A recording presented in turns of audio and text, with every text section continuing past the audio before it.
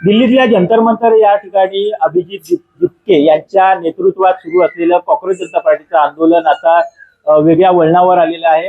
वेगवेगळ्या राजकीय पक्षांचे नेते या ठिकाणी जाऊन आपली भूमिका त्यांचा पाठिंबा देत आहेत। याच संदर्भात बोलण्यासाठी आपल्यासोबत ॲडव्होकेट गुणरत्न सदावर्ते सर आहेत। सर, काय सांगाल एकंदरीत या आंदोलनासंदर्भात? विद्यार्थ्यांचं आंदोलन, विद्यार्थ्यांचे प्रश्न, विद्यार्थ्यांच्या अडचणी ह्या विद्यार्थ्यांनी मांडाव्यात, विद्यार्थी संघटनांनी मांडाव्यात आणि या देशाच्या लोकशाहीच्या DNA मध्ये विद्यार्थी हा सगळ्यात मोठा म्हणजे घटक आहे आणि विद्यार्थी आक्रमक असतात, वेगळं सांगण्याची गरज नाही। परंतु विद्यार्थ्यांच्या एकूण अडचणींवर, विद्यार्थ्यांच्या मानसिकतेवर काहीतरी आपण राजकारण करून मिळवावं, ह्या म्हणजे ज्याला म्हणतो चुकीच्या दृष्टीनं काही राजकारण करायला निघालेत। मला त्या गोष्टीची कीव येते आणि म्हणून विद्यार्थ्यांच्या मारहाणीच्या बाबत, पोलीस ऍक्शनच्या बाबत ज्या तक्रारी आपल्याला दिसत आहेत त्या बाबतीमध्ये बघा, वेदना आहेत, विद्यार्थी आहे, मग ते कोणत्याही कुटुंबातला असो, कोणत्याही जाती धर्मातला असो, कोणत्याही विद्यापीठातला असो, विद्यार्थी हा विद्यार्थी आहे आणि त्यामुळं विद्यार्थ्यांना जे काही विद्यार्थ्यांनी आत्महत्या केल्यात त्या बाबतीमध्ये सुद्धा सगळेजण संवेदनशील असले पाहिजेत, सरकार संवेदनशील असले पाहिजेत, विरोधक संवेदनशील असले पाहिजेत। परंतु आपण केवळ ह्या भावनांवर राजकारण करू शकतो का? या भावनेनं काही राजकारण होत आहे हे दिसत आहे।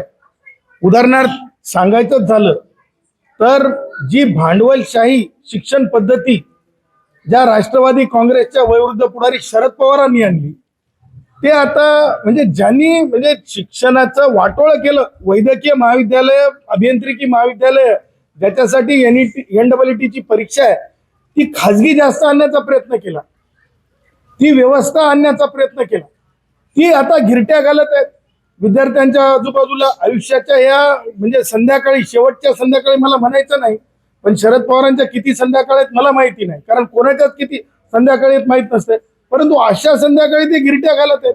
आणि त्यामुळं मला म्हणजे आश्चर्य, म्हणजे तेच एकटेच नाही तर मनोज जरंगे, कोणी 4थी पासचं सर्टिफिकेट बघितलं नाही, परंतु ते जाऊन सुद्धा तिथं डोलारे डोलारे डोलारे नागोबा डोलल्यासारखं डोलत आहेत।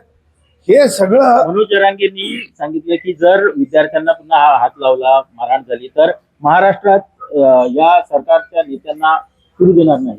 मला हे समजत नाही मनोजचं, की मनोज काय म्हणजे काय हे आहे, काय एखाद्या म्हणजे एखाद्या संविधानिक पदावर आहे, की मनोज कोण आहे? मनोज एका मर्यादित, एका समाजाला एका कारणासाठी काही काळ म्हणजे गुत्तेदारी मोठी होईपर्यंत, कॉन्ट्रॅक्टरशिप मोठी होईपर्यंत एक साधारण हातात आलेलं काहीतरी मिळवण्यासाठी ती धडपड केलेला मुलगा आहे किंवा माणूस आहे। आता अशा माणसाला शिक्षण शास्त्रावर त्यांनी बोलावं।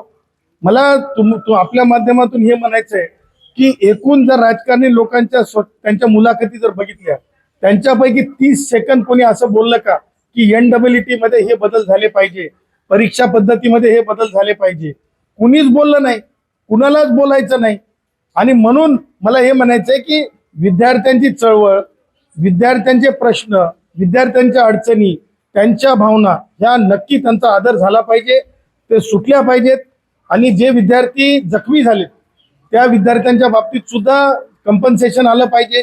जे विद्यार्थी म्हणजे आत्महत्या झाल्यात त्या विद्यार्थ्यांच्या बाबतीमध्ये सुद्धा जसं मराठा आंदोलकांना जे मृत झाले त्यांच्या कुटुंबियांना एक मोठी रक्कम देण्यात आली, त्या प्रकारे 1-1 कोटी रुपये द्यायला हरकत नाही, कारण ते विद्यार्थी आहेत। ते काय राजकीय पक्ष म्हणून त्या विद्यार्थ्यांकडे बघू नये।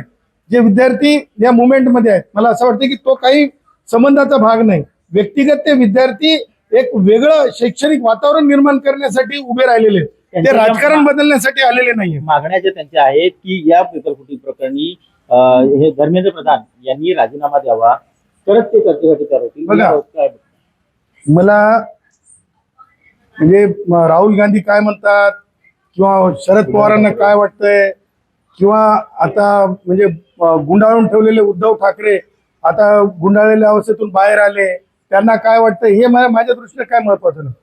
माझ्या दृष्टीने महत्वाचं काय आहे की नीटची जी परीक्षा आहे, कारण आम्ही शिक्षण शास्त्रावर एक 20-25 वर्ष काम केलेली माणसं आहोत, त्या परीक्षेमध्ये अतिस्वच्छता राहिली पाहिजे हे बघितलं पाहिजे आणि त्यासोबतच विद्यार्थ्यांचं मनोबल वाढलं पाहिजे आणि त्यासोबतच अकाउंटेबिलिटी जी असते ती ऑलवेज असते.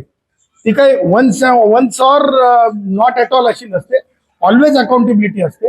मला असं वाटतं की येणाऱ्या काळामध्ये म्हणजे हाऊस चालू आहे, सभागृह चालू आहे, त्या बाबतीमध्ये काय जे पुरावे असतील ते पुढे येतील आणि अकाउंटेबिलिटी प्रमाणे निर्णय होतील. त्याच्यामुळे जरंगे काय म्हणताय किंवा शरद पवार काय म्हणताय ह्याच्यावर निर्णय होतील असं मला वाटतं.